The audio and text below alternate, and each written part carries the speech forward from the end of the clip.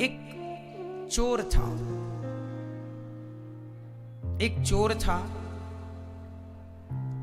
उसने अपने गुरुजी से पूछा, गुरुजी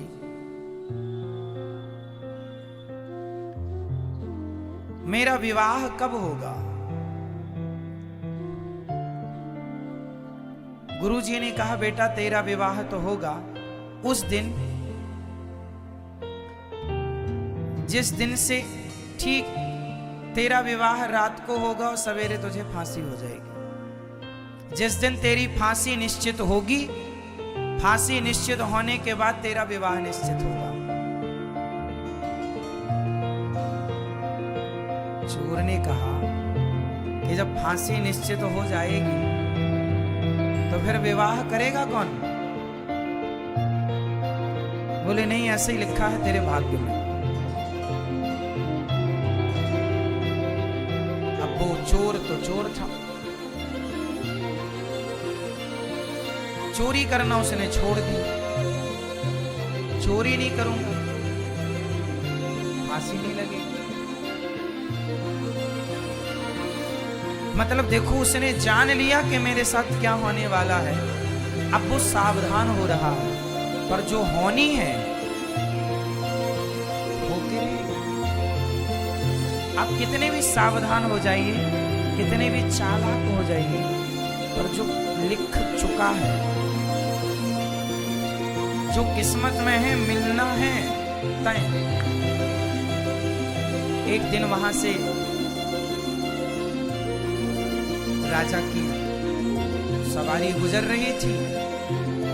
ये चोर पहले चोरी करता था पर अब नहीं करता। राजा की नजर इस पर पड़ गई। राजा ने कुछ याद किया।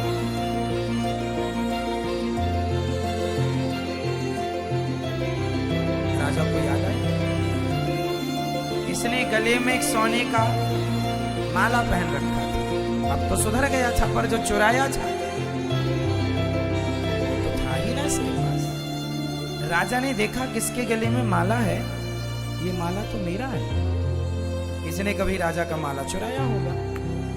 राजा ने पकड़ लिया, बुलाया दरबार में, तेरे पास माला कहां से है? बहुत गोल गोल बातें की उसने। राजा ने कहा, नहीं ये तो मेरा है। उसने बाद में माना कि हाँ, मैंने आपके राज्य में भी एक दिन आपके महल में भी चोरी की थी, वहीं से। राजा ने कहा, तूने बहुत चोरी की, मेरा भी बहुत नुकसान किया, कल तुझे फांसी। बेड़ियों में जकड़ गया, जेल में बंद हो गया। सिपाहियों ने कहा, कोई इच्छा है तेरी? बोले आखिर इच्छा यही है, जेल के अंदर ना रखो, पूरी रात मुझे जेल के बाहर रखो ताकि खुली हवा मिलती रहे मुझे। संयोग वो बाहर था जेल के, सड़क में एक पेड़ के नीचे बैठा था कि तभी एक माँ और बेटी वहां से गुजरी। एक माँ और बेटी जब वहां से गुजरी तो सिपाही ने पूछा, तुम कौन हो? उन्होंने कहा, भैया हम इस शहर में, इस नगर में नए नए आए हैं, बड़े गरीब हैं, कुछ काम मिले तो पेट भर रोटी मिल जाएगी। चोर वहीं था, सुन रहा था। बड़ी प्यास लगी है, चोर ने पानी मांगा तो उस माँ ने उसे पानी पिलाया। चोर ने कहा कि ये तुम्हारी बेटी है? हाँ मेरी बेटी है। क्या चाहती हो तुम? बोले कोई नौकरी मिल जाए, कोई सब ठीक हो जाए, गरीब है बड़े, खाने को व्यवस्था नहीं है। पर तुम कौन हो? बोले मुझे कल फांसी पर लटकना है, मैं चोर हूं। पर सुनो, मैं तुम्हारी गरीबी मिटा सकता हूं। कैसे? बोले मैं चोर हूं, मैं तो कल मर जाऊंगा, पर मैंने कुछ धन गड़ा रखा है जगह पर। यदि तुम अपनी बेटी का विवाह मेरे से कर दो तो मैं सारा धन से पता बता दूंगा और तुम धनवान हो जाना। तो लड़की की मां ने कहा, चोर, मैं अपनी बेटी का विवाह तेरे से कर भी दूं और तू मुझे धन भी बता दे, मैं धनी भी हो जाऊं, तो बता इसमें तेरा लाभ क्या है? एक रात के लिए तू किसी का पति बन, इसमें क्या लाभ है तेरा? चोर बोला, रोते हुए बोला, मेरा एक ही लाभ है। क्या? बोले, जब मैं मर जाऊंगा, मेरे मरने के बाद ही सही मेरा बच्चा होगा। यदि मैं इसका पति बना तो बच्चा होगा, और बच्चा होगा तो वो मुझे पिंडदान देगा। और मैंने कोई ऐसे तो पुण्य किए नहीं कि मेरा उद्धार हो जाए। जीते जी सिर्फ चोरी की है, गलत काम किया है। अब एक उम्मीद है कि यदि मेरी औलाद, मेरी संतान मेरा पिंडदान करती है और वो सही रास्ते पर चलती है, तो उसके पुण्य से, उसके पिंडदान से मेरा उद्धार हो। बस ये लोभ। लड़की की मां ने लड़की से पूछा, ठीक है? उसने कहा, मां जैसा अच्छा लगे। मां को लगा ठीक है, भटक तो रहे ही, धन मिलेगा, ठीक। शादी हो गई, पंडित जी को बुलाया, घंटे 2 घंटे में अग्नि जला करके फेरे दिलवाए, विवाह संपन्न हुआ। एक रात वो अपनी पत्नी के साथ रहा। संयोगवश भगवत कृपा के द्वारा वह पत्नी उसी रात गर्भवती भी हो गई। सवेरा हुआ, सूर्योदय होते ही राजा की आज्ञा के कारण चोर को फांसी पर लटकाया गया। चोर मर गया। चोर तो मर गया, इसे धन भी मिल गया उसकी बताई जगह पर। अब क्या हुआ देखिए, अब जो जीवन में मिलना है वो कैसे कैसे मिलता है, और जो नहीं मिलना वो नहीं मिलता कैसे। ये धनवान हो गए माँ बेटी दोनों। माँ को लगा चलो बेटी का विवाह कर देना चाहिए, इसलिए फिर बेटी के विवाह का प्लान बनाया। एक लड़का मिला भी, लड़के से कहा, विवाह करोगे? हाँ हाँ कर लेंगे। विवाह किया तो उस लड़के ने जिसने विवाह किया, संयोग से वो भी एक चोर था। चोर था तो रात के ही उसने पूरा बोरिया बिस्तर बांधा, इसका सारा धन उठाया। एक चोर ने धन दिया, एक चोर ने धन ले लिया। अब ये जैसे थे फिर वैसे। धन जाते ही उस धन के गम में ये मां निपट गई। अब अकेली लड़की बची, तो लड़की भी गर्भवती, मजदूरी मांग मांग के जैसे तैसे जीवन गुजारा। बच्चा हुआ, बड़ा हुआ। एक दिन एक राजा के बेटे को एक सांप डसने के लिए बिल्कुल तैयार था।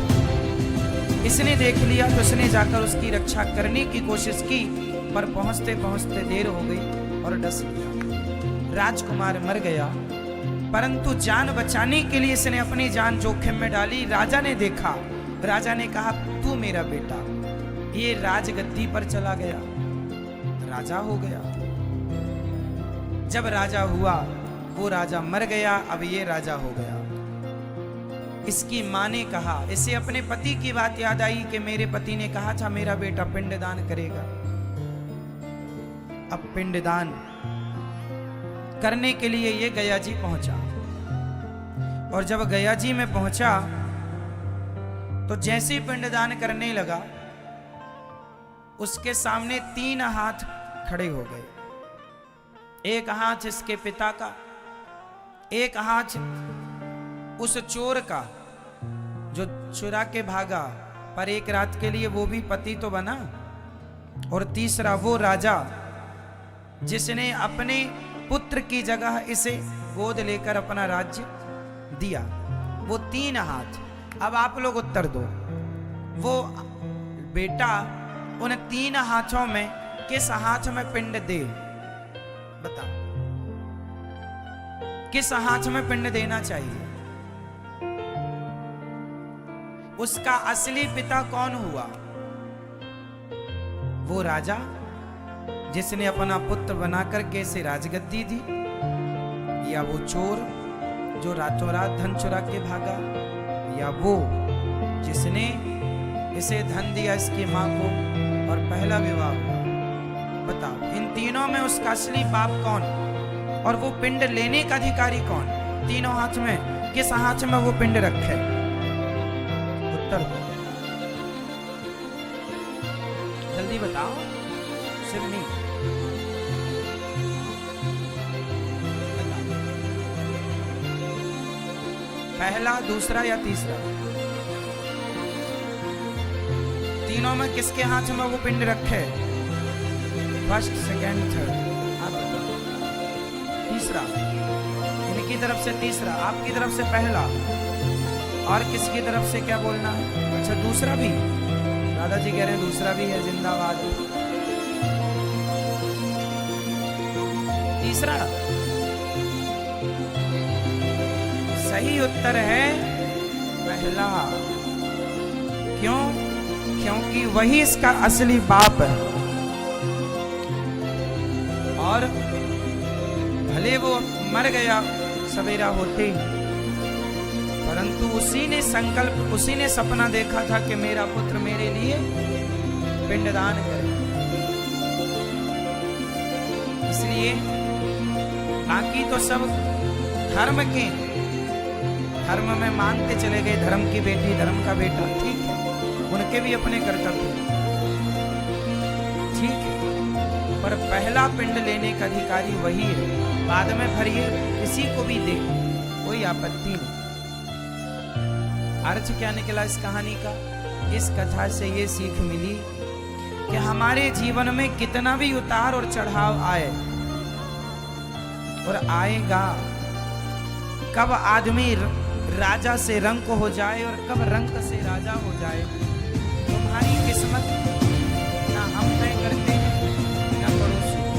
आपकी किस्मत, आपका भाग्य आप स्वयं बनाते हैं, और जो आप यहाँ बैठे हैं आपका भाग्य पहले ही लिख चुका है कि आपको ये आगे मिलेगा। इसलिए जो मिल रहा है वो हमारे कर्मों का फल है, और भगवान की कृपा से उसे लेकर प्रसन्न ही रहना चाहिए, ये समझ